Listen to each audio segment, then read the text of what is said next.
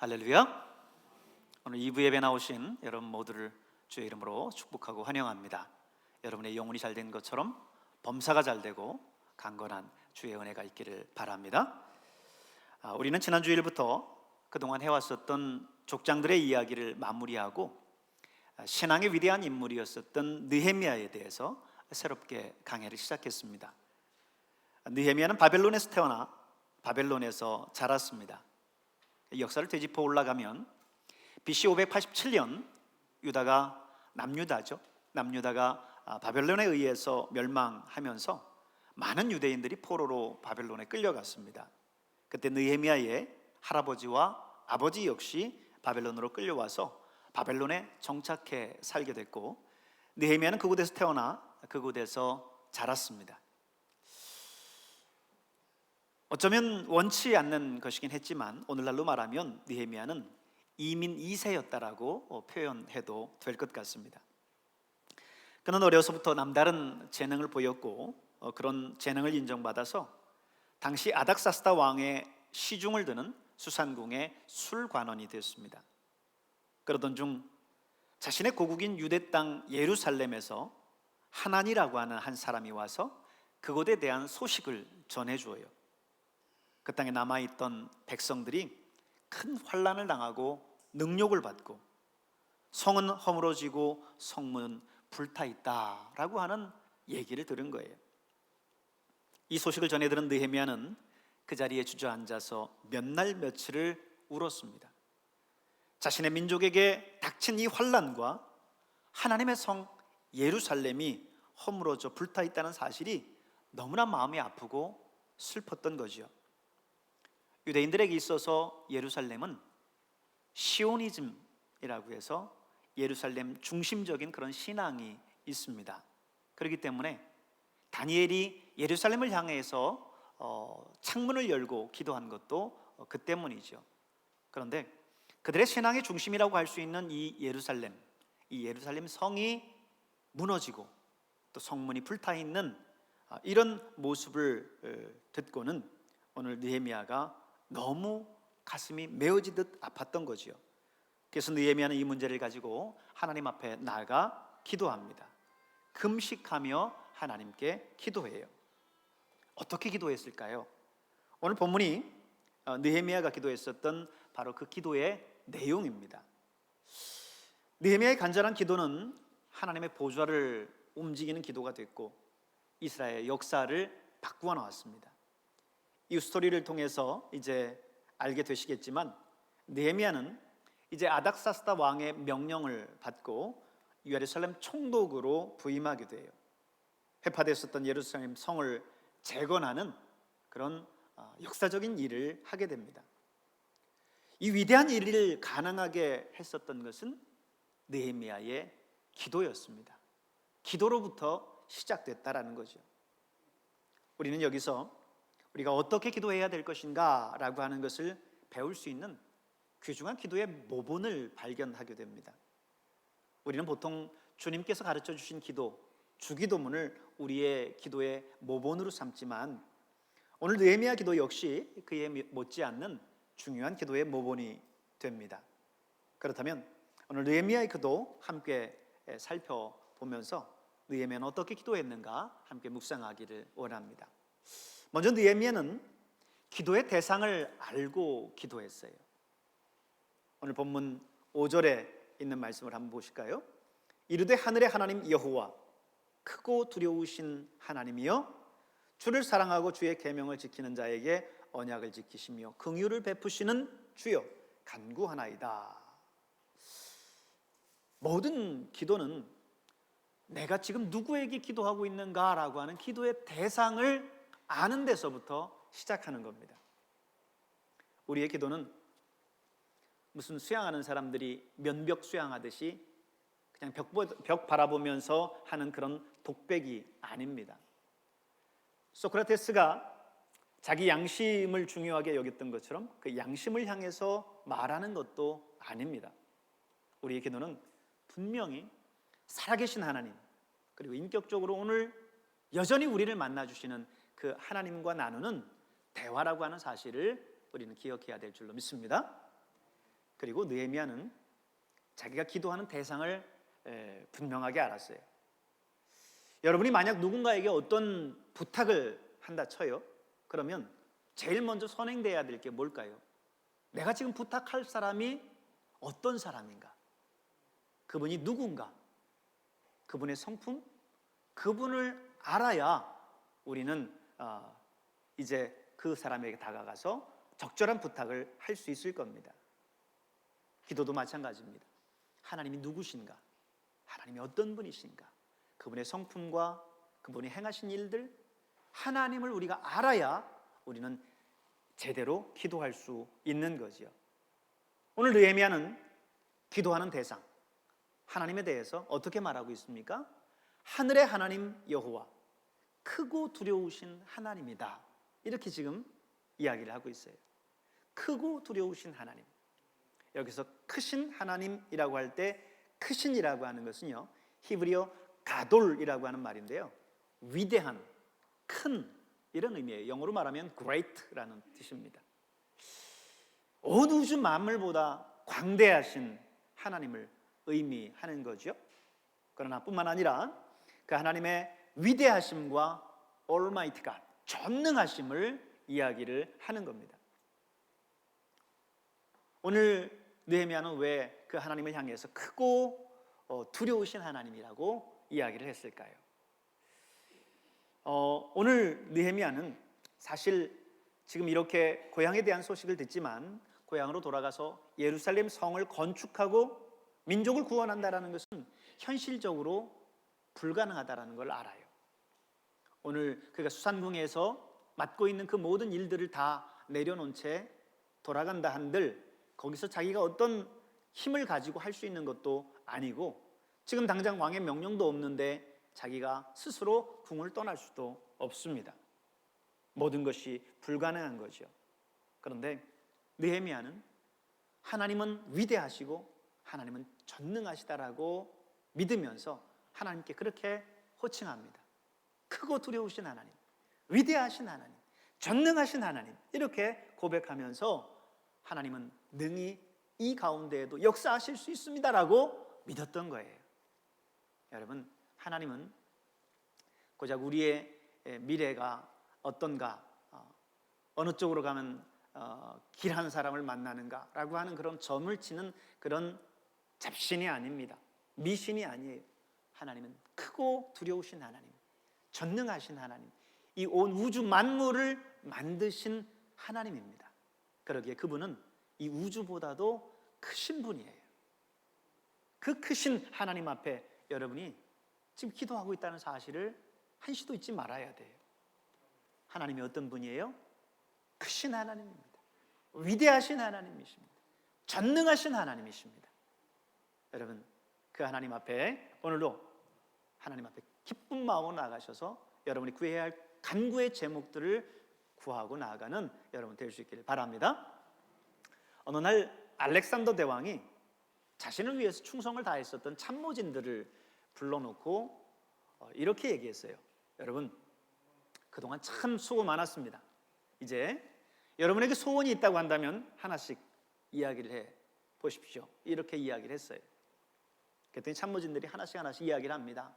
집을 한 채 사달라든지, 그동안 전쟁하느라 힘들었으니까 휴가를 달라든지 이런 요청들을 했어요. 그런데 그 중에 데닉이라고 하는 한 신하가 알렉산더 앞에서 이렇게 요청합니다. 알렉산더 대왕이시여, 대왕께서 정복한 나라들 중에 한 나라를 제게 주십시오.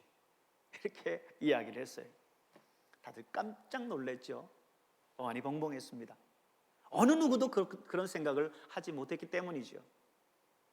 그리고 설령 그가 그렇게 했다고 한들 왕이 아니 나라를 주겠어? 이렇게 생각을 했던 거죠. 그런데 알렉산더 대제는 뜻밖의 대답을 했어요. 그래요? 좋습니다. 내 나라 하나를 그대에게 드리겠소. 그대는 나 알렉산더를 이 나라 하나쯤은 떼서 당신에게 줄 수 있는 그런 도량이 큰 사람이라고 하는 것을 믿어줬기 때문에 나는 그 믿음에 감사해서 그 나라를 주겠소. 이렇게 이야기를 했어요. 여러분, 그렇습니다. 하나님은 이 온 천지의 주인이세요. 그 하나님 앞에 여러분 담대하게 믿음으로 구할 수 있길 바랍니다. 아시아에 기독교가 전혀 전파되지 않았을 때에 윌리엄 캐리라고 하는 선교사가 세계 선교의 문을 열기 위해서 인도를 향해서 바다를 향해 갔습니다. 그때 그가 이런 유명한 말을 남겼어요. 위대하신 하나님을 믿으라. 위대하신 하나님께 기도하라. 그리고 위대하신 하나님께서 위대한 일을 이루실 것을 기대하라. 서구 유럽은 모르겠지만 당시 아시아는 복음에 대해서 불모지였고 캄캄한 어둠의 세계였습니다. 그런 세계에 가서 지금 복음을 전하고 그 땅을 하나님 나라로 만들겠다라고 하는 그 원대한 비전을 품고 윌리엄 캐리는 아시아를 향해서 왔습니다. 그는 위대하신 하나님을 믿었기 때문입니다. 전능하신 하나님을 믿었기 때문입니다. 그 어떤 것도 가능하게 하실 수 있는 분이 하나님이라고 하는 것을 믿었기 때문에 그는 그렇게 구하고 또 그 일을 이루어 냈습니다. 여러분, 하나님을 여러분의 지성과 이성으로 가두지 않을 수 있길 바랍니다. 제한하지 않을 수 있길 바랍니다. 하나님은 나의 이성을 뛰어넘고 내 지성을 뛰어넘어서 초자연적인 역사를 이루실 수 있는 분이 바로 하나님이세요. 그 하나님을 믿고 나아가는 여러분 될 수 있기를 바랍니다. 느헤미야는 또한 하나님의 언약을 지키는 신실하신 하나님이라는 것을 알았어요. 그래서 하나님께 먼저 기도했던 거죠. 오늘 5절 중반전 말씀을 보실까요? 주를 사랑하고 주의 계명을 지키는 자에게 언약을 지키시는 분임을 그분은 알았던 겁니다. 느헤미야는 알았던 겁니다. 한 번 약속한 것을 변치 않고 지키시는 분이다 라고 하는 거죠. 하나님의 말씀에 1.1획도 변함없이 변개치 아니하시고 바꾸지 아니하시고 지키시는 그런 언약의 하나님이심을 느헤미야는 굳게 믿었습니다. 또한 느헤미야는 하나님이 긍휼이 풍성하신 하나님임을 알았어요. 5절 하반절을 보세요. 긍휼을 베푸시는 주여 간구하나이다 했습니다. 그분은 긍휼을 베푸시는 분이고 자비가 풍성하신 분이라고 하는 것을 알았어요. 그분은 우리가 고통 속에서 부르짖고 기도하는 그 기도를 외면하지 아니하시는 분이십니다. 남몰래 기도하면서 흘리는 눈물을 보시고 내 마음 깊은 곳에서 신음하는 신음 소리조차 들으시는 분이십니다. 우리도 이 느헤미야의 기도처럼 하나님이 어떤 분이신가를 먼저 분명하게 알고 그분의 이름을 부르면서 우리의 기도를 시작해 나가야 될 줄로 믿습니다. 두 번째로 느헤미야는 먼저 자신의 죄를 고백했어요. 6절 7절의 말씀을 보실까요? 이제 종이 주의 종들인 이스라엘 자손을 위하여 주야로 기도하오며 우리 이스라엘 자손이 주께 범죄한 자들을 자복하오니 주는 귀를 기울이시며 눈을 여시사 종의 기도를 들으시옵소서. 나와 내 아버지의 집이 범죄하여 주를 향하여 크게 악을 행하여 주께서 주의 종 모세에게 명령하신 계명과 율례와 규례를 지키지 아니하였나이다. 지금 느헤미야는 하나님 앞에 회개하면서 지금 나라와 민족의 죄를 올려드리며 회개하고 있습니다. 하나님, 이 나라와 이 민족의 죄악을 용서하여 주시옵소서. 이 땅을 긍휼히 여겨주시고 불쌍히 여겨주시옵소서. 이들이 주님 앞에 죄를 지었나이다 하면서 하나님 앞에 회개하고 있습니다. 그러나 중요한 것 한 가지는 거기에서 느헤미야는 자신을 제외시키지 않고 있다라고 하는 거예요. 여러분, 오늘날 많은 사람들이 이 나라와 이 민족을 위해서, 열방을 위해서 기도할 때에 하나님, 이 민족을 불쌍히 여겨주시고 이 땅을 긍휼히 여겨주시옵소서 회개하면서 나아가지만 마치 자신은 거기에서 제외되어져 있고 이 땅만 죄악으로 가득 차 있다라는 듯이 이 땅을 위해서 기도합니다. 그러나 우리가 잊지 말아야 될 것은 오늘 우리는 이 나라 이민족 한 공동체 안에 있다라고 하는 것을 잊지 말아야 돼요. 그들의 죄악 속에 우리의 죄 또한 포함되어 있다라고 하는 것을 잊지 말아야 됩니다. 오늘 느헤미야는 나라와 민족 유다와 예루살렘을 위해서 기도하지만 자신과 자신의 가문의 죄에 대해서도 간과하지 않았어요. 그래서 느헤미야는 어떻게 얘기했습니까? 나와 내 아버지의 집이 범죄하여 주를 향하여 크게 악을 행하였사오니, 자신도 그리고 자신의 가문도 하나님 앞에 죄 지었음을 고백하면서 함께 이 나라와 이 민족을 위해서 기도하고 있었던 거지요. 여러분, 우리가 기도할 때 죄에 대한 회개 그리고 하나님의 이 용서가 왜 필요할까요? 죄가 있으면 그 죄가 하나님과 내 사이를 막기 때문입니다. 그래서 이사야 선지자는 이렇게 말했어요. 여호와의 손이 짧아 구원하지 못하심도 아니요 귀가 둔하여 듣지 못하심도 아니라 오직 너희 죄악이 너희와 하나님 사이를 갈라 놓았고 너희 죄가 그의 얼굴을 가려서 너희에게 듣지 않으시게 함이니라.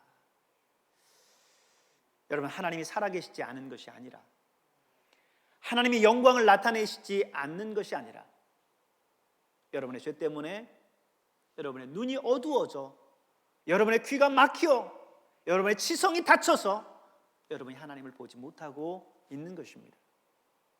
오늘 저와 여러분의 죄를 자백해야 하나님과 여러분 사이의 통로가 열리고 비로소 하나님을 볼 수 있고 그분의 음성을 들을 수 있습니다.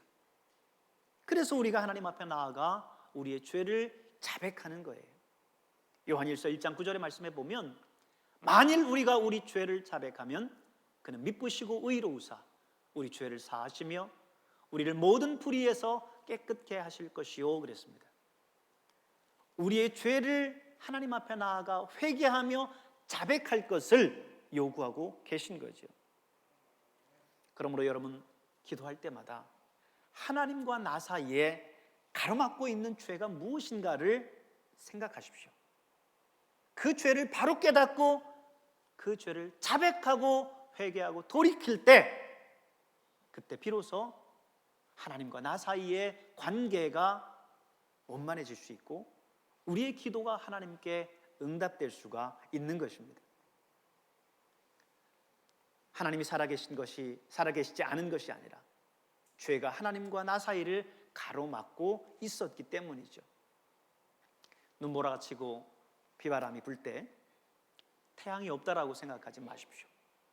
태양이 없는 것이 아니라 캄캄한 구름이 태양과 나 사이를 가로막았을 뿐입니다. 저 구름만 사라지면 비바람은 그치고 다시 찬란한 태양이 우리 앞에 나타나게 될 거예요. 여러분, 하나님은 살아계십니다. 여전히 여러분의 삶 가운데 관여하시고 여러분에게 말씀하시기를 원하세요. 그런데 나와 하나님 사이에 죄의 장벽이 있어서 우리가 하나님의 음성을 듣지 못하고 있는 겁니다. 그러므로 우리는 언제나 하나님께 나아갈 때 반드시 우리의 죄를 자백해야 될 줄로 믿습니다. 셋째, 느헤미야는 하나님의 약속에 근거해서 기도했어요. 8절 9절 말씀을 볼까요? 옛적에 주께서 주의 종 모세에게 명령하여 이르시되 만일 너희가 범죄하면 내가 너희를 여러 나라 가운데 흩을 것이요 만일 내게로 돌아와 내 계명을 지켜 행하면 너희 쫓긴 자가 하늘 끝에 있을지라도 내가 거기서부터 그들을 모아 내 이름을 두려고 택한 곳에 돌아오게 하리라 하신 말씀을 이제 청하건대 기억하옵소서. 하신 말씀을 기억하옵소서. 오늘 이 말씀은 이런 거예요. 하나님, 우리에게 약속하신 말씀이 있지 않습니까? 그 약속하신 말씀을 기억해 주십시오. 우리가 그 약속의 말씀을 의지해서 회개하고 돌이켜서 하나님 앞에 돌아가오니 하나님, 이제 이 예루살렘 성을 다시금 재건시켜주고 이 땅의 백성들을 주님 앞에서 온전히 회복시켜 주시옵소서. 그렇게 기도하고 있는 거예요. 약속에 근거해서 기도하고 있는 겁니다. 우리 아이들이 어렸을 적에 아이들 데리고 마트나 쇼핑센터에 가면 엄마 아빠 쇼핑하는 것과 달리 아이들에게 늘 이렇게 눈이 가는 게 있잖아요. 아이들은 거기 가서 떠나지를 못합니다. 그리고는 엄마 아빠는 이제 쇼핑 마치고 가야 되는데 조르죠. 엄마 이거 사줘, 아빠 이거 사줘 얘기합니다. 당장 빨리 가기는 가야 되겠고 애는 거기서 조르고 있고 하니까 뭐라고 해요? 그래 알았어, 네 생일 되면 그때 생일 선물 사줄게. 나중에 어린이날 될 때 그때 이거 사주마. 빨리 가자 하고 데리고 갔어요. 근데 시간이 지나서 부모는 까마득하게 까먹었죠. 근데 이제 생일이 됐을 때, 어린아이 됐을 때 아이는 그것을 철석같이 기억하고 있어요. 엄마, 아빠, 아니 그때 어린이날 되고 내 생일 되면 이거 사준다고 하지 않았어? 하면서 엄마, 아빠가 한 그 이야기를 붙들고 말합니다. 그러면 엄마, 아빠가 나중에는 결국 사줄 수밖에 없어요. 안 그러면 엄마, 아빠는 아이에게서 신용을 잃어버리는 거죠. 거짓말쟁이가 되는 거죠. 그러니까 엄마, 아빠가 했었던 그 말 때문에 그 아이에게 그 선물을 사주는 거예요. 그렇습니다. 하나님께 기도할 때도 마찬가지예요. 먼저 우리가 성경 말씀을 읽으면서 하나님이 주시는 약속의 말씀에 주목하십시오. 그리고 그 말씀을 깊이 묵상하세요. 그 다음에 그 말씀을 여러분의 기도 속에서 선포하십시오. 그리고 그 말씀을 가지고 하나님 앞에 기도하는 거예요. 하나님께서 약속하신 이 말씀대로 하나님 내게 주시옵소서, 그렇게 기도하는 것이요. 오늘 느헤미야의 말을 빌린다면 뭡니까? 하나님께서 말씀하신 말씀을 이제 청하건대 기억하옵소서 라고 하는 말인 것이요. 여러분, 바로 이것이 성경적인 기도예요. 말씀을 붙들고 기도하는, 그것이 바로 하나님이 원하시는 성경적인 기도입니다. 넷째로 느헤미야는요, 기도대로 살았어요. 11절을 보십시오. 주여 구하오니 귀를 기울이사 종의 기도와 주의 이름을 경외하기를 기뻐하는 종들의 기도를 들으시고 오늘 종이 형통하여 이 사람들 앞에서 은혜를 입게 하옵소서. 지금 느헤미야는요, 예루살렘 성 재건을 위해서 하나님 앞에 기도했어요. 그리고 하나님께서 그 왕의 마음을 움직여 주실 것을 위해서 눈물로 수일 동안 기도했습니다. 그런데 느헤미야는 그렇게 기도하고 이제 하나님의 역사가 있겠지 하고 아무것도 안 하고 기다린 것이 아니었어요. 느헤미야는 그렇게 기도했고 이제 그 기도대로 자신이 몸소 살았습니다. 왕 앞에 나아가서 왕께 이 내용을 주청하죠. 예루살렘 상황이 이렇고 그리고 자신의 마음이 이렇고 하는 이 내용들을 아닥사스다 왕에게 다 이야기를 해요.